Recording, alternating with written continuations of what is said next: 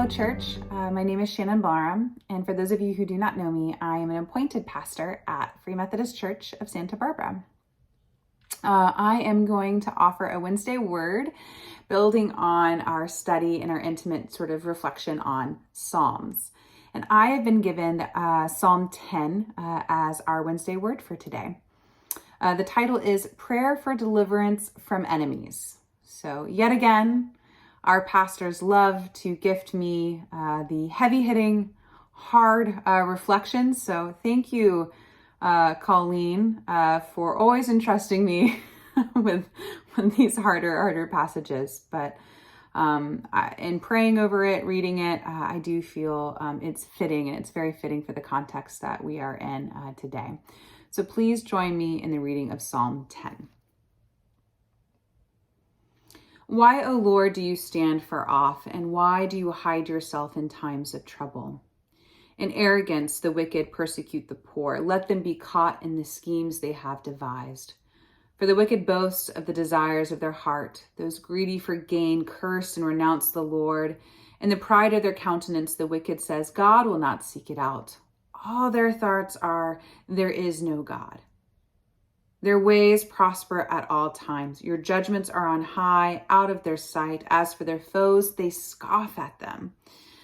They think in their hearts, we shall not be moved throughout all generations. We shall not meet adversity. And their mouths are filled with cursing and deceit and oppression. Under their tongues and mischief and iniquity. They sit in ambush in the villages, and hiding places they murder the innocent. And their eyes are stealthily watching for the helpless. They lurk in secret like a lion in its den, and they lurk that they may seize the poor. They seize the poor and drag them off in their net. They stoop, they crouch, and the helpless fall by their might. And they think in their heart, God has forgotten. He has hidden his face. He will never see it. Rise up, O Lord. O God, lift up your hand. Do not forget the oppressed. Why do the wicked renounce God and say in their hearts, you will not call us to account? But you do see. Indeed, you note trouble and grief, that you may take it into your hands. The helpless commit themselves to you. You have been the helper of the orphan. Break the arm of the wicked and evildoer. Seek out their wickedness until you find none. The Lord is king forever and ever, and the nation shall perish from his land. O Lord, you will hear the desire of the meek. You will strengthen their heart. You will incline your ear to do justice for the orphan and the oppressed, so that those from earth may strike terror no more. The word of the Lord. Psalm 9 and Psalm 10 actually were originally written as one psalm. Together they form an acrostic poem. And when read together, each stanza begins with a successive letter of the Hebrew alphabet. This is not only impressive in terms of creativity, but for the Hebrews, this poem would stand theologically complete, whole, in regards to the truths it was seeking to espouse to the reader.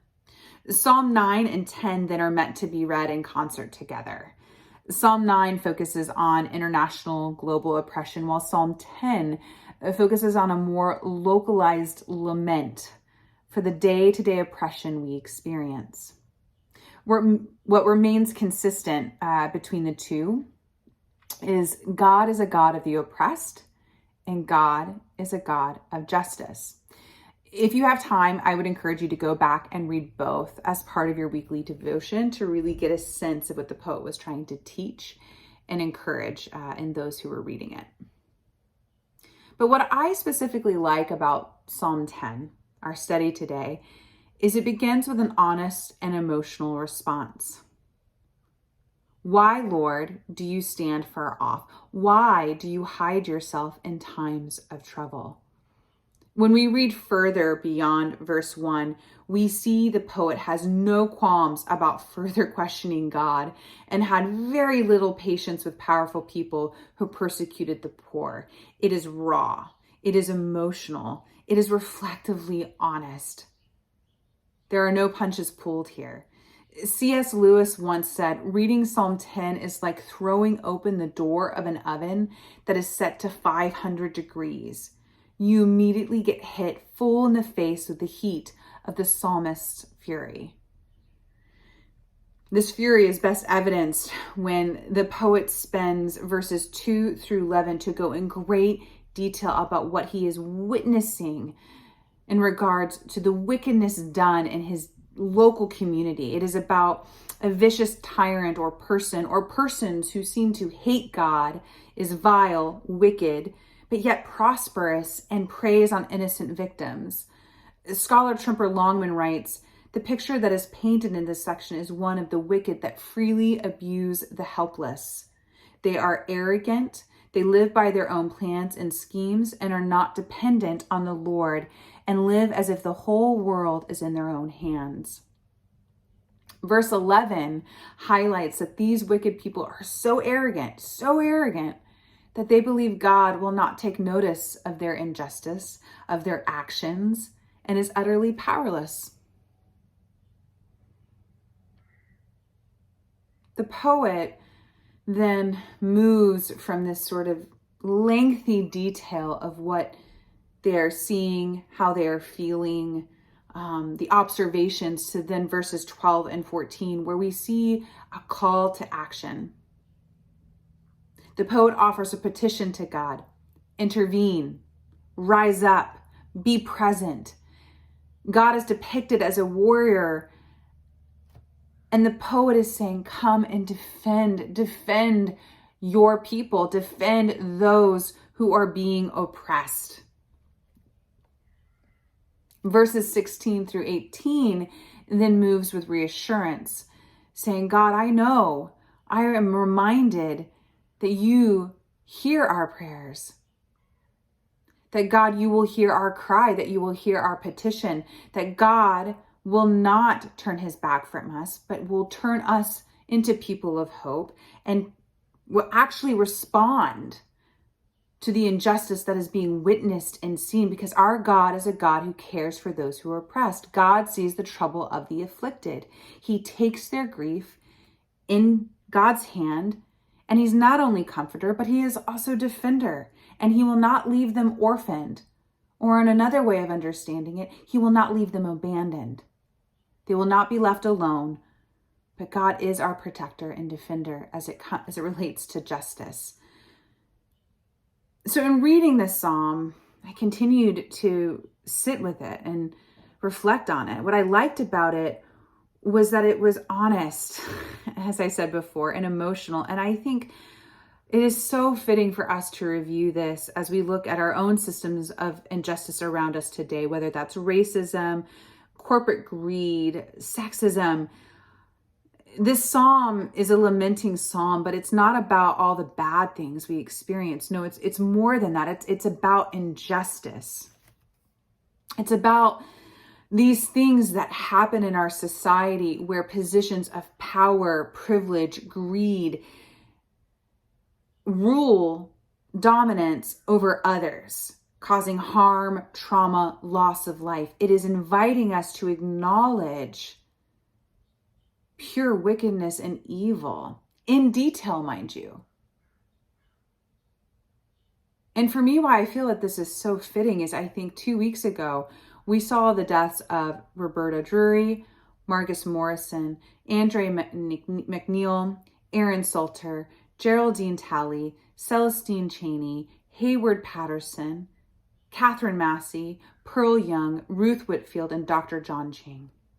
All killed out of hate. Absolute hate. And these victims are from the mass shootings in Buffalo and the Laguna Woods church shooting. When we face such evil, such trauma, such hate, at times I'm not even sure what words to offer. In reading Psalm 10, I found it reassuring to know that I could offer a prayer in a sort of a threefold process that Psalm 10 kind of offers. That I can begin my prayer by saying, God, where are you? Where are you in all of this?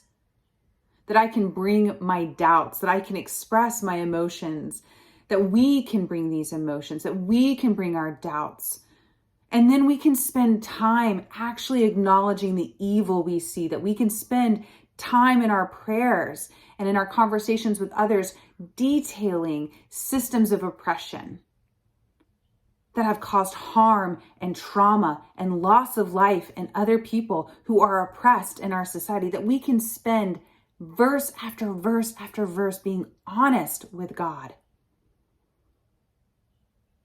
But then we can take that honesty and we can say, God, hear our prayer, rise up. Because in your verse, in your word, it reminds us that you are a God of the oppressed. Come and defend the helpless, those who are in need, those that you love, that your word has said repeatedly that you are a God of the oppressed. You are a God of justice.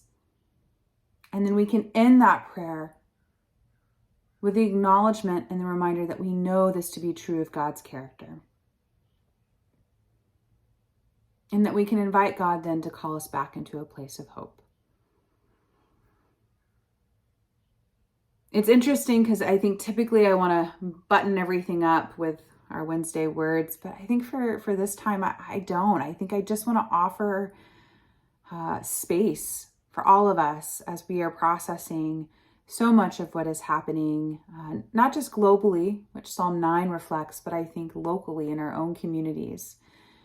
And I just pray that in our time as we read Psalm 10, that we are encouraged to make space for our doubts, our questions, our emotions, our anger, that we have space to be able to detail thoroughly the things that we are seeing and our emotions behind it, and that we can ask God to rise up and to encourage us and to remind us of who God is in all of this.